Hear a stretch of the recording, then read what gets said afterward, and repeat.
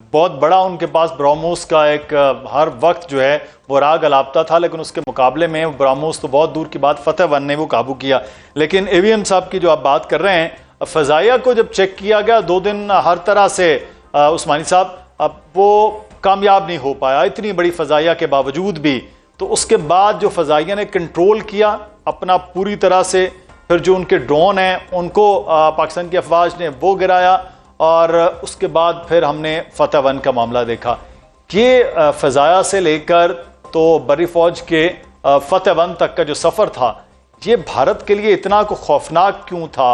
इतना रिएक्शन उनको लग रहा था कि वो होगा? बिस्मिल्लाहिर्रहमानिर्रहीम, बहुत शुक्रिया मुझे मदऊ करने के लिए। देखिए, इस बात को समझने के लिए हमें ये समझना बहुत ज़रूरी है कि क्या मुहर्रिकात थे उस मई 2025 की जंग से पहले, और हमें ये भी समझना ज़रूरी है कि जो भी फतह अल्लाह ने हमें नसीब की, इसमें कोई शुबा नहीं है, कोई शक नहीं है कि अल्लाह ताला का हमेशा से हमारा साथ रहा है, और अल्हम्दुलिल्लाह सिर्फ उसी की रहमत थी कि जिस वजह से हमको इतनी शानदार कामयाबी मिली। आप ये समझना आपके लिए, हम सब के लिए ज़रूरी है कि इस तरह की कामयाबियां अचानक उस वक्त जन्म नहीं लेती। उसके पीछे एक सीरीज ऑफ इवेंट्स होता है, बहुत सारी कोशिशें होती हैं। अल्लाह ताला का फजल भी उनके साथ होता है जो लोग खुद कोशिश करते हैं।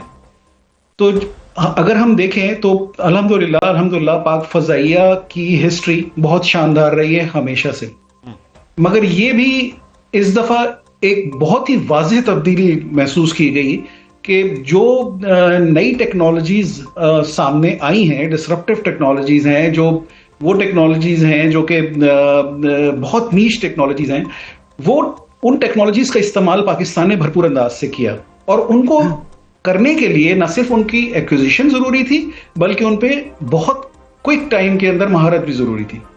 तो पाकिस्तान ने अल्हम्दुलिल्लाह उस दौर में, जबकि पाकिस्तान माशी चैलेंजेस से गुजर रहा था, हम सब जानते हैं कि इस 22-23 में सूरत हाल माशी तौर पे बहुत कमजोर थी। उस वक्त अगर पाकिस्तान ने ये एक्विजिशंस की हैं जो कि हुई, और वो सारी एक्विजिशन हैं जो कि इस मार्के में आपकी फतह का बाइस बनी, चाहे वो JF-17 हो, J-10Cs हो, PL-15s हो, आपके CM-400 मिसाइल्स हो, आपके हाईमैट्स हो, आपके UAVs हो, आपकी तमाम जो इंटीग्रेटेड सिस्टम्स हैं, डेटा लिंक्स हों, ये तमाम चीजें इन 3-4 सालों में उस दौर में एक्वायर की गई हैं जब माशी चैलेंजेस थे। तो सलाम है फजाइये की लीडरशिप को, और ऑफ कोर्स पाकिस्तान की तमाम लीडरशिप्स को, कि जिन्होंने इस जरूरत को महसूस किया और फजाइया को उस मकाम पे ला खड़ा किया कि जिसका उन्होंने मुजाहरा किया।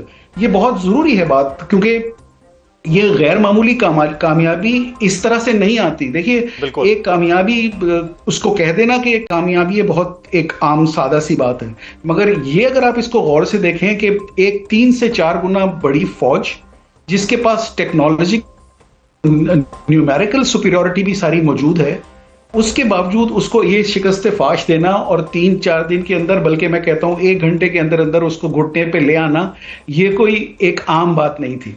तो ये तमाम मुहर्रिकात बने, हमारी तैयारियां बनी। मैंने इस मार्के से पहले भी मुझे मौका मिला एयरफोर्स में जाके देखने का, और मुझे बहुत ही प्लेजेंट सरप्राइजेस मिली। मैंने कि हमेशा पहले से बेहतर होती है एयरफोर्स का, हर आने वाला दिन जो होता है गुजरे वाले दिन से अल्हम्दुलिल्लाह बेहतर होता है, हर कोई अपना कंट्रीब्यूशन करता है, मगर इन 3-4 सालों में ड्रास्टिक चैलेंजेस हमारी लीडरशिप ने लाए, और यही वजह थी कि अल्हम्दुलिल्लाह हमको ये कामयाबी नसीब हुई। तो बिल्कुल, ये तो कहा जाता है कि 2021 के बाद जो है पाकिस्तान एयरफोर्स का पूरा रंग जो है वो बड़ा मुख्तलिफ रहा।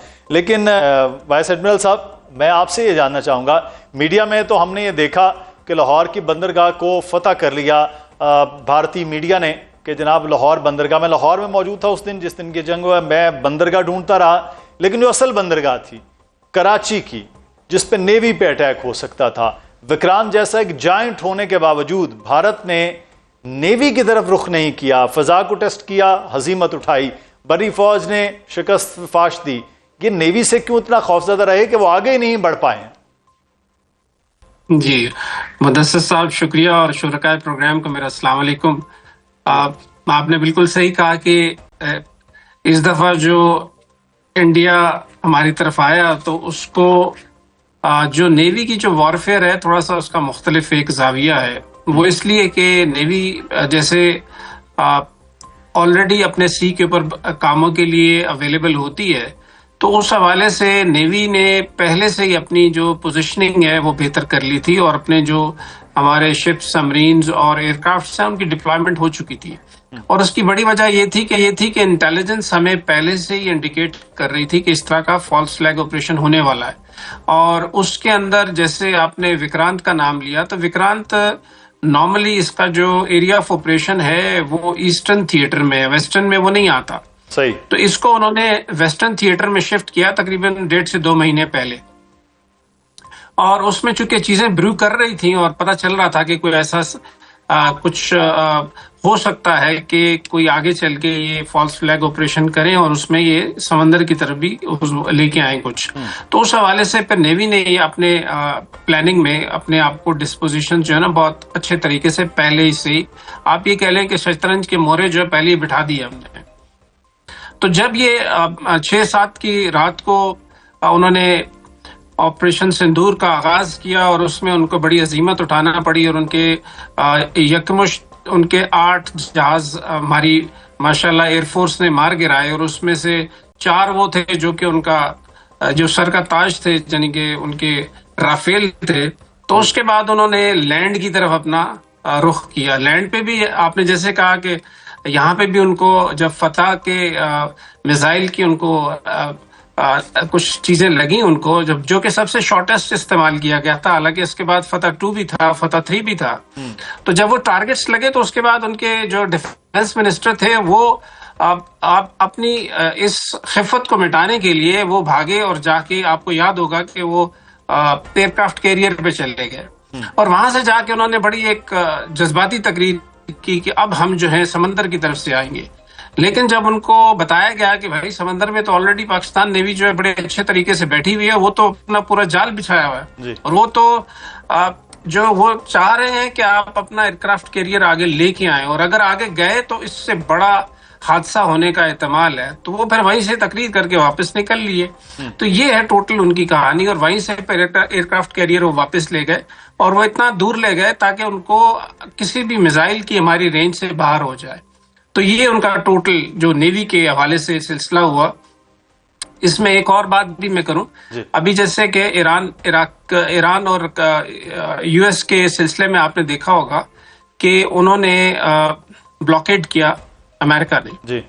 और उन्होंने एक स्टेटमेंट दी कि जितने भी शिप ईरान की पोर्ट्स पे जाएंगे या आएंगे हम उनको चेक करेंगे और इस तरीके से उन्होंने इसको इफेक्टिव करने की कोशिश की।